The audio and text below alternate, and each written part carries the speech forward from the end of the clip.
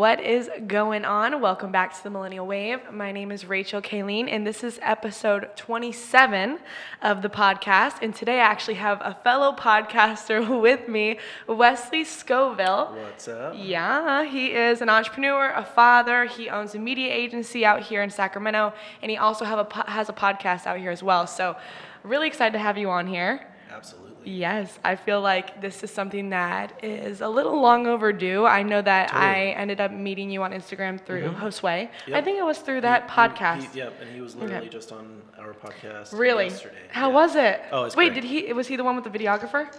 No. Oh, okay. No, actually, there's the previous one, but Oh, actually, okay. I think it's one of his clients, actually. Oh, really? Yeah. That's awesome. Yeah, I know he has a lot of clients for his two businesses and to put together. It's pretty incredible. But that's awesome. Dang, I didn't know that. Yeah. Well, I knew that you guys were going to do a podcast, but I didn't know that it already happened. But that's awesome. Yeah, Very cool. He's a good dude. I'm Yeah. excited to see where he's going to go because, I mean, he's only been doing it for less than a year. So I know, gonna it's be crazy. awesome. And he already hit the goal of 100 weddings. Yeah, Like, he's killing it. he is absolutely crushing it. So, how hard is it to grow a podcast? Let's be real.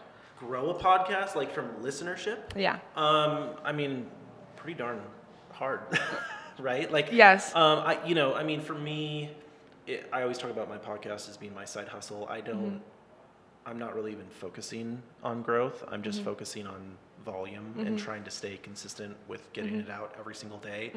And if it doesn't grow for the next 10 years, I'm honestly okay with that. Yeah. I'm just focusing on getting people on there, having good conversations, and then going from there. Specifically because I'm not, I have my company, and so this is just a way to connect with people, and then hopefully we'll be able to, we're going to put a lot more energy into it. That's for sure. It's like we're doing the bare minimum to at least get something out or get guests on about every week. Yeah. Okay. So you have one production a week.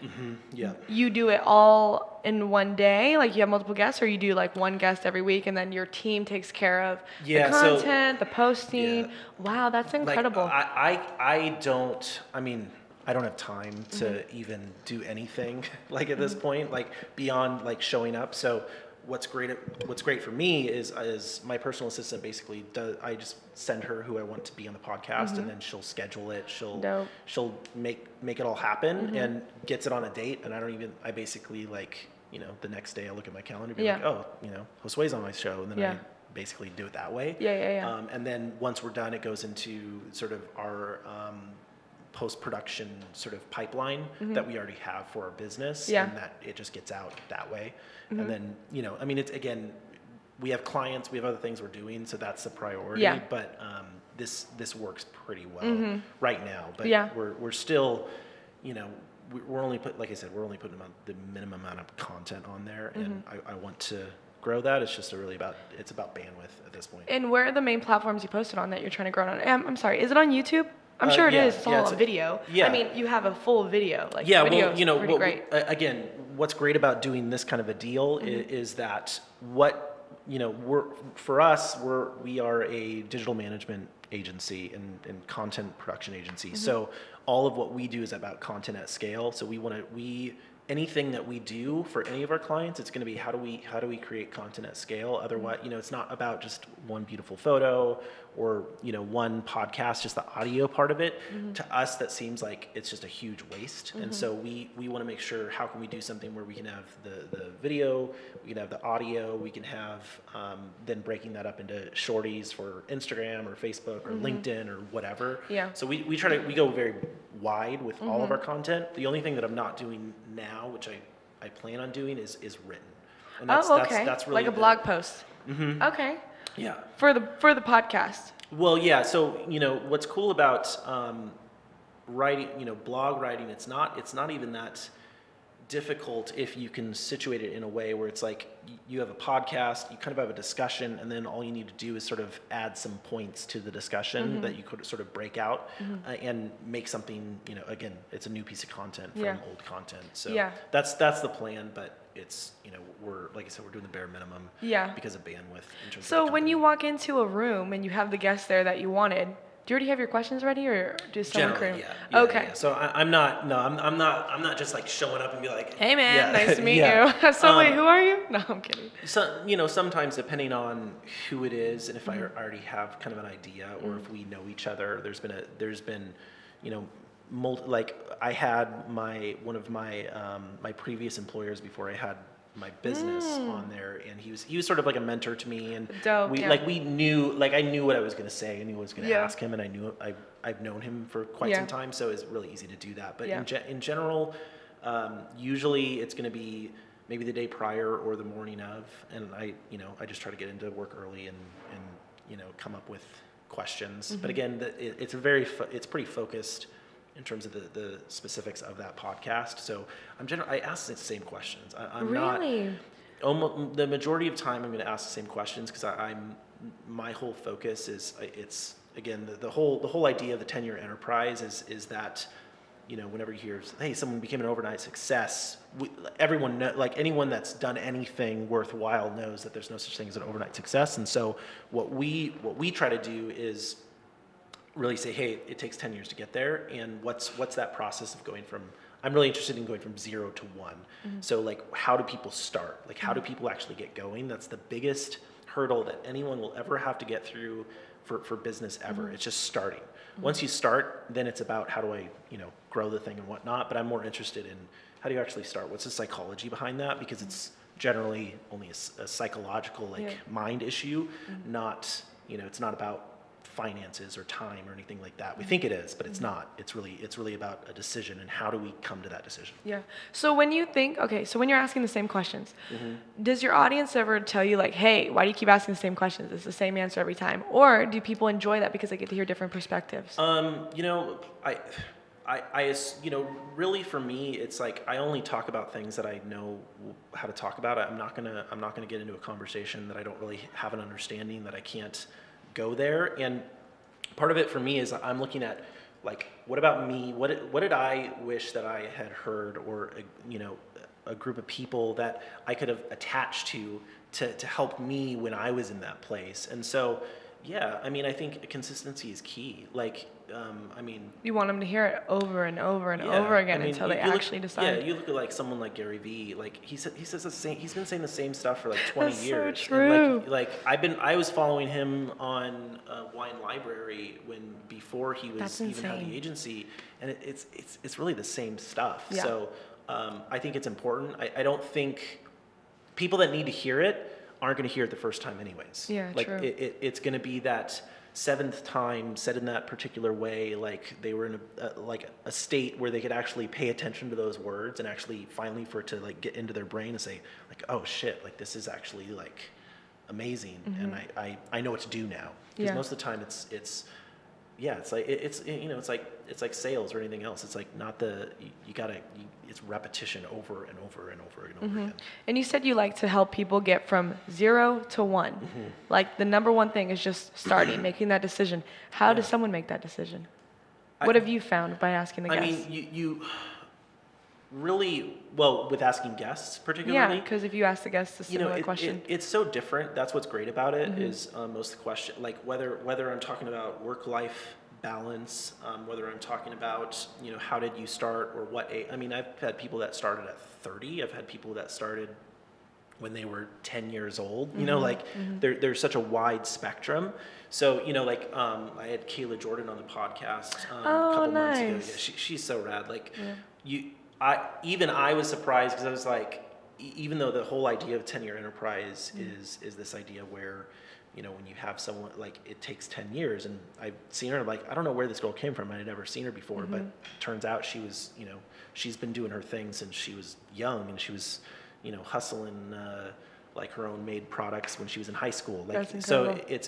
it's pretty rad, but it's different. Some people have that intuition. Some people are born entrepreneurs, right? Yeah. Like they just know how to do it. They don't know anything else. For me, it wasn't that way. It took me until I was 27 to be like, hey, I need to actually start doing something. I need to change up what I'm doing. So yeah, it's different every single time. How was that decision for you? What was the breaking point? The breaking point for me was that I just realized I was lazy. I think that I was able to make a story up in my head that I could actually.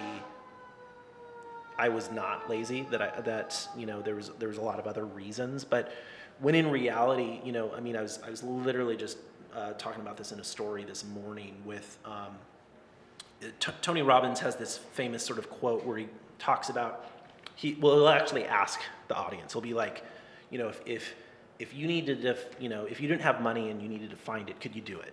If you didn't have, enough clients, could you get more? If you needed, and he goes through this process because everyone's like, yeah, if I really needed to do it, I could do it.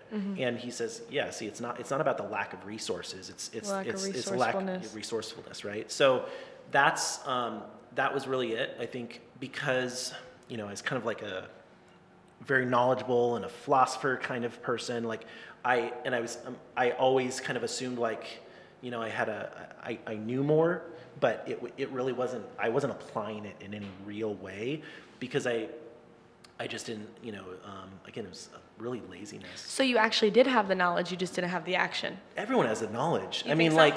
Yeah. I mean, in terms, obviously, I mean, you have guys that get an MBA and they still don't know what they may have the sort of the technical know-how and the knowledge, but it doesn't mean you can start a company. I mean, it's every this is 2019. We have the internet. If you want to find the answers, you can. Yeah.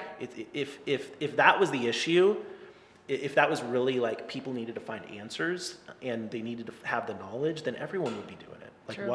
Why isn't everyone doing it? You're right. Number one thing is always action, but I also know that when starting, yeah. literally the biggest separator between those who succeed and those who don't are those people that succeed can start. And that's it. They understand that they don't look up at the giant mountain and say, I can't climb that. They look down at that 2 feet in front of them and just take that first step. So when you are talking to someone and you're trying to encourage them to start, to make the decision, would you tell them about Tony Robbins and what he says? And do you just mention the lack of resourcefulness? I talk about Tony Robbins every day. You love Tony Robbins. Yeah, well, I think, there's a lot of good guys out there. There's a lot of good information out there, but even Gary Vee's incredible. He even has, there was a video that came out a couple years ago that just was about starting, right? But I think what Tony Robbins particularly does, he sort of breaks down the psychology of being successful and understanding that the reason people are successful is because you actually believe that you can do something and you practice that, and then it reinforces that belief. And whatever belief you're reinforcing, you're going to stay there. So if you don't believe you can do it, whenever you're going to, say you want to, run a certain distance. If you don't put much energy into doing that the first time and you don't end up accomplishing it, all you're going to do is be telling yourself hey, I can't do this. And then the next time you're going to put less energy because you weren't able to do it then. But if you flip that and actually say hey, I can do this. I'm gonna try to do it, and then you do it. It'll continue to reinforce. Mm-hmm. And the 10-year enterprise, is that kind of what you remind people to do? Is that because that was one of the things that I also wanted to ask you about, and it's one of the first things I actually asked you when we met. Mm-hmm. This was obviously before today. We met for the first time, and one of the first questions I asked you was, what is the mission behind the 10-year enterprise? Is it to tell people that you literally need to stick to something for 10 years and just stick to that one thing, and then after 10 years, it's not a one overnight success. It takes 10 years. It takes time. Is that the whole mission behind it, or is there more to it? And also, for the people that are multi-passionate, what would you tell them? Well, one I think it depends what you mean by multi-passionate. I think the whole idea of trying to find this one thing that you're passionate about and then going after it, what I found, and this is what I discovered, because the longest time I was what is the specific job I need to do to make me happy, and then I'll pour everything into it. But what I realized is me personally, it was I wanted to do a lot of things, and being an entrepreneur, that's where that comes from. But whatever you do, I think passion will come once you begin to actually improve in that area. Obviously, if you don't like riding bikes, then don't do that. But it's not as difficult to find something that you can actually pour yourself into. But it's more about once you start, for me, you go tunnel vision, and you just hyper focus on that. You push everything out to the, out of your way, and you just go down that path as long as you need to. And generally, I mean, I look at my life in like 80-year terms, and then I reverse engineer where I want to be from there.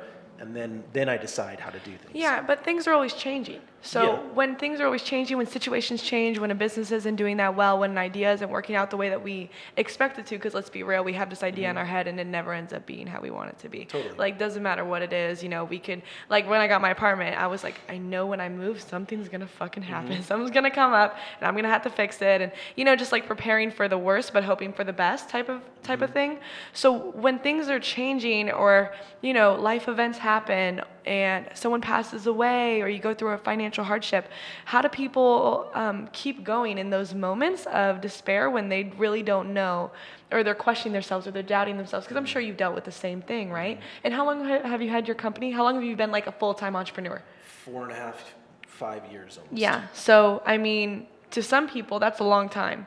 That's not, no. To some people, that's a long time. Fuck them, to people that want immediate gratification, that's a long time. Yeah, so no, but if you do something for 6 months or a year or 5 years and then give up, like F that, like that makes no sense, because obviously if you have a bad product, that can be an issue. But generally the problem is not the product, it's the person. Almost always shit happens, that's just life. But you have to be so sold on what you're doing that you can almost lose lose everything else and continue to go. It's a question of what is your ultimate goal, what is your mission.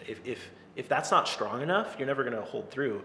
And for me, I was talking about it with Josue the other day too, is really this idea of macro patience and micro speed. That's it. Like if you just have to go as fast as you can and be able to hold out as long as you can. Like really, if you go decades, focus on that. Don't focus on okay, in 10 years I'm going to be a millionaire. That's just dumb. I think there's no time limit on anything. You know what I mean? Yeah. One thing though is there's people that may be listening or watching that are thinking, okay, I have to be willing to sacrifice. And there's people out there that are like, I'm willing to sacrifice. I have a kid on the way. I want to be able to make sure that I'm able to provide for my family. I know that I have to sacrifice now so I can live how I want to later. But what about those people that do that? They lose everything and then they're still trying to keep it going. What would you say to someone like that? Someone that's already lost everything, that's really still trying to keep a business afloat, or whatever the case. Really? What? What's at the point? Life is binary, right? Yeah. What's the other option? Well, one thing that I would say is I feel like if people aren't getting the results that they want and they're trying their hardest, nice socks. Thank you. Yeah, you're welcome. I like these them. are actually pretty it's all tame. About the sock tame game, you know what I mean? Because we're in spaceman socks yesterday. Oh, really? Yeah. Okay, I got some bunny ones in the bag. But anyway, so what I would say is if someone stops doing something because they believe they found something better that matches their values, that's not shiny object syndrome, that they think that they can have more success. Sounds like shiny I know. object syndrome. I feel like look, if you stop doing one thing to go to another thing because you believe that it's better, cool. But if you stop doing something and give up just to go back to the life that you were living, it's like, what were you doing it for? Yeah. What was the purpose? I mean, I think there's that sort of serial entrepreneur that never really ends up doing anything, right? That's a real big thing. But ultimately, the problem most of the time is people don't put enough time and energy into what they're doing. And then because it's not going as they planned, because things take 10 years longer than generally expected, they give up too early. That's almost exclusively the problem. Because again, if you have a bad product, yeah, that's one thing. But if your product's solid and it is, but no one's purchasing the product, then there's a different issue, right? Yeah. So what was your question again? No, just for someone that has lost everything and then they feel like, okay, maybe it's time to move on to something else. Maybe it's time to, not that they're falling back into the job or whatever. It has to do with what's your ultimate goal. Yeah. For me, I'm so set on what I'm doing that I won't give up. Like you have to, again, going back to Tony Robbins, if you want to take the island, you got to burn your boats. So what most people do is they have like a plan B, or they have all of a sudden like, I don't know, like for example, I think a great business right now, anyone listening out there like that wants to get into something that is probably going to do well, canned water, for example. Canned water. Canned water. It's a canned water. Canned water. It's going, so this thing is going to disappear. It's going to be made illegal at some point. We know that. It's happening everywhere, like plastic. So this too? Yeah, I mean already straws. Most Starbucks are getting rid of their straws too. So, but as an example, that's a great. It's actually a great business. There's plenty of people that are doing it, and this is going to be a can at some point. That's just my belief, but. You hit an idea, you hit something that's awesome, right? A cool business thing. Like, I can start 50. Like the point of me being an entrepreneur is that I like business. I like we all starting come up with businesses. ideas, yeah. Yeah, but at some point you gotta stick to the thing. Yeah. And I think the problem too is that you have to really question yourself. Is it about money? Because if it is, I'll be easily swayed by somewhere else if it's not paying off here. But again, like. For me, it's like I've only been doing this for less than 5 years. So, I mean, how could I even say it didn't work if it's only been 5 years? Like that's like unless you're like some unicorn Silicon Valley type deal, that's different. But generally, that's chasing money anyways. Unless that's your thing, then just stick with it. So with what you do you feel like that's something that you absolutely love, or is there other businesses that you want to start, but you just feel like your current business is a platform to get to the other ones? Both and. I don't get married to my what I love to do. Like for me, it's a platform. I'm building a machine that can make money. That then I can invest that money somewhere else to do what I want to do in the future. Yeah. So, do I love digital media and content creation? Yeah, it's fucking awesome. Like I get to be creative every day. It's crazy. We're like running all over the place. Like things are. It's hyper fast paced. I get to do fun stuff every single day. So yeah, I love it, and I want to do more of it. But for me, strategically, Blackfield is great because it lends itself to almost anything else I will do. I will be able to utilize everything that Blackfield is to help promote it. I mean, it's marketing, right? Yeah. So marketing is generally, going back to the other question, like generally, if you have a good product and it's been 10 years, for example, and it hasn't popped yet, it's probably the marketing, because people just don't know about it. And that's the thing too. It's like podcasting. This is not something that happens unless you have huge ad dollars, which you probably, not many people do have that. You have to, it's time. Like it's time to build an audience. Geez, that's tough. And a loyal audience too. Yeah. People that were like your fans, people that listen to it every You're talking years. Yeah. Oh, for sure. For sure. And that's one of the other things too. I feel like, especially when it comes to content creation and growing an audience on different platforms, popular platforms, even YouTube. People are still starting YouTube today, and they want it to happen right away because they see all of these people. Podcasting, I don't think has popped like it should yet. It will. But YouTube, I mean, it's like people are getting on it every single day, and they're seeing all the people that are winning and making millions of dollars on YouTube, and they're like, oh, I can do that, and it doesn't happen right away, so it's just a matter of continuing. It's going back to that belief that those who have... It's one thing if you get in first, like, you can get lucky, right? Like, you can be, like, there's plenty of people who jumped on Instagram the day it came out, and they're huge, or they just had the right handle, right? Like... True. You've got like a one-word handle. Joey was on our podcast, which literally at Joey. That's a big deal. Yeah. I was watching another podcast the other day, which was this girl had New York City. That was her handle? Yeah.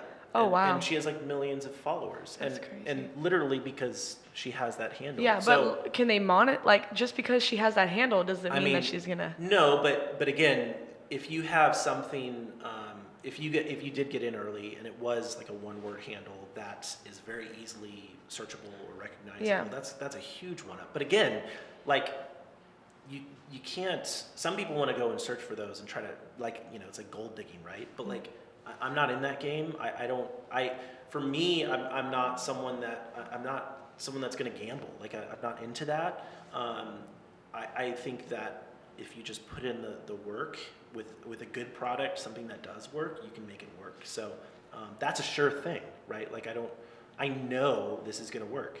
And if it fails tomorrow, I'm going to start it up again. And if it fails 2 years later, like, it's just, again, it's about are you committing yourself where there's no other options? Plan B is the worst plan. Like, to have a plan B is the worst thing you could ever do to yourself, because you're never fully going to commit. Like, no matter 100. what you tell yourself. Yeah, and it's funny. I actually, I remember hearing something, and it was this gentleman that is in the oil industry. Mm-hmm. Like oil, and obviously that's a huge industry, but it's also a very risky one. I was like, so do you love it or what? I was like, I don't remember. I asked him something, but he's like, oh, I've been bankrupt 8 times. I was like, holy shit, god damn, that's nuts. 8 times? There was a guy on, I think maybe it was Gary Vee, could have been somewhere else, but I think he had a transportation business, trucking business, and he said it took him 8 years to reach $1 million. Like 8 years. In revenue? In revenue. Oh, wow. That's that, and now his company's like $30-40 million plus company. Yeah. But here's the thing: it's like if you could be a solopreneur and do okay. Like, you can make $100,000, you can make $200,000. Others, like, you can do well. But if you want to blow up, if you want like multi-million-dollar company, do you know how hard that is? Yeah. Like, and you have to have a team. Yeah. You have to. Yeah. It's you have to put in massive amounts of time and sacrifice above what anyone else is doing, because that's the only way to get it. Like, it's not an easy thing. No. It's talked about on Instagram and everything, but it's not. The reality is, it's not the reality. Yeah. Yeah, and most people won't realize that until they're actually in the game. Mm-hmm. So, and also you talked a little bit about marketing too, and you said that, obviously the industry that you're in, it's marketing. Like, marketing is everything. And I'm curious, coming from someone that is in that industry, do you believe that people should hire agencies, or they should learn how to do it themselves? So that way, because I remember someone told me that, like, if you just learn how to market, you'll never be broke. I was like, 100%. Okay, so do you think people should learn how to market for themselves, or should they hire an agency? I think every company, if you can, depending on the size, should become a media company. Every company should become every single company. Like, it doesn't matter what kind of company you are. If you're a company, you need to switch gears to 2019 and become a media company. That is the most sure way of doing well when it comes to getting your name out there. Now, are agencies important? Yes, I wouldn't have started one. I wouldn't, but to not shoot myself in the foot though, but like, really, like, if you should be a practitioner of what you do. The very reason I'm doing my podcast, one of the reasons I'm doing my podcast, is because I want to make sure we're practitioners of what we do. I need to know, like, if I'm telling every single one of my clients that they need to start a podcast, yet I don't know how to really run one and manage one well, then what the fuck am I doing? So both and. I think you're going to get to a certain point where you can't do everything. Even most agencies don't do everything. Yeah. They're still going to, I mean, you look at Sacramento, for example. Like, we were at an agency today in a meeting because they were contracting out with work for us that they don't do, because you gotta, you still gotta focus on what you're good at. You can't do everything unless you grow to the size where you can build different teams and whatnot. But that's not the reality most of the time. And I was gonna say, so when someone is starting a media company, like, they're making their company into a media company, and you're telling your clients to create a podcast, do you think they should create a podcast for their personal brand to get the face of the company out there, the person that's the face of the company, or the company as a whole? Who's the podcast for? The main client or the client's company? It's both and. Really? I think it just depends. Like, okay. I mean, personal brands is one of those things that people get really, like, especially like business owners or older business owners or anyone, like, they get all off-put by it. But, like, the reality is all it is just reputation. Like, it's about shifting the mindset about what do I care about? It's reputation. Any business person is going to care about reputation. Any general person is going to care about reputation. And so it's about how do I manage that reputation? How do I make sure that what people are seeing is going to, help me get more business? So I think both, if you can. It's like, for me, I'm a good example of someone that for a long time didn't. I wasn't personally in the game because I was working for my clients. I was behind the scenes. No one knew. Like, Blackfield was very sort of elusive. Yeah. And now I've sort of begun to get more out there. Not from like, I'm not running my social game strong. Like, it's about bandwidth. Mm-hmm. But I will eventually. Like the plan is to do that. Basically, have sort of my own team that's managing me, as mm-hmm. well as my own team that's doing what Blackfield is. And so both, I guess, if you can. Okay, and back to what you were saying about the media side and how everyone should have a media company inside of their company. Mm-hmm. What exactly would they do? Would they bring on clients as well, or is it just them creating tons of media for their company? Yeah. Okay. They're just a whole division that all they do is really just create the story. That's it. You're just the goal for any one company is to be able to stand on the tallest building and scream as loud as you can to get people to see you. That's it. That literally is all marketing. Just doing their own marketing, being self-sufficient. Yeah. Okay. You have to do it, as much as you can. I think Grant Cardone's a great example, who talks about this a lot, because so many times people think that all of a sudden when you're on Instagram, you're being, what's the word I'm looking for? You're cocky or arrogant or just trying to, have people think you're awesome. It's not. You have to get past that point, but eventually you got to say, what is the whole point of this? If people don't know who you are, how are they going to buy your product? Mm-hmm. It's that simple. So you got to get people to know who you are. Yeah, 100%. That's awesome. So regarding everything that you're doing right now, mm-hmm. and the idea of owning your own company and someone starting a business from the ground up, someone that has no experience in business, no business being in business, that type of idea, when you tell someone to start and they're, testing out some of their different passions or some of the different things that they're interested in, how do they know which one to really go towards? Do they wait to see which one really cracks? Or would you say that what exactly? Do you kind of get what I'm saying? Okay. You need to do both. Okay. So I think you need to go to a point where you're tasting things and understand where your talents lie. I think talent is important. I think it. You think talent's important? I do think talent's important. It plays a part. Yeah. Okay. I think it's. I think there's a difference. It's I could have if I, did If you were going off of your talents, what would you be doing right now? If I was going off of my talents. Yeah. I think I'd be doing what I'm doing. Oh, okay, good. So yeah. You're creative. You're a creative guy. Yeah, 100%. Okay. So it's I could, if I was, since I was 5, was playing basketball every single day, I'd probably be pretty good if I did it every day for hours upon hours, but I'd never be Kobe. It's just not going to happen, right? So I think that's the, you have to understand, you can get really good at something, but then there's other things that are going to push you past. So, but you could still get really good and still be at that top level. I think it's a thing. It's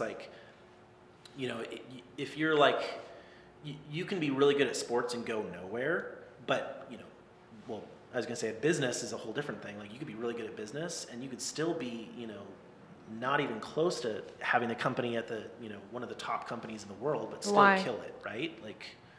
Why? What are you saying? Why do you feel like they can't? If they're good at business, why can't they get to the top? I'm just saying you can still win even if you're not at the very top. Yeah. Basically. Mm-hmm. But going back to your point really is that I think you need to taste things. I think one of the things that I did do right when I was younger is I actually did learn about I focused on who I was as a person and all of that, and I got to taste a lot of things, and so that's great. Mm-hmm. And I figured out what I don't like to do and what I do want to do, but I think most people think that's very narrow. It's much broader.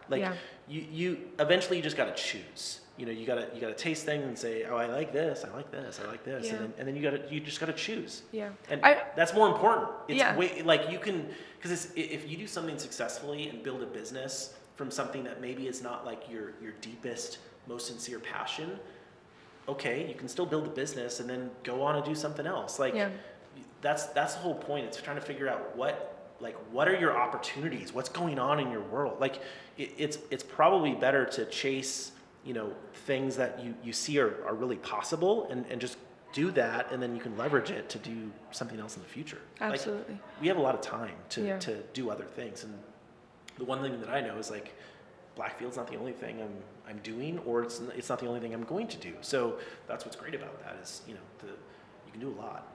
Yeah, absolutely. And I think it's harder for people that may have been doing the same thing forever. Like maybe someone who's always been into ballet or whatever. That's something that you really have to dedicate yourself to.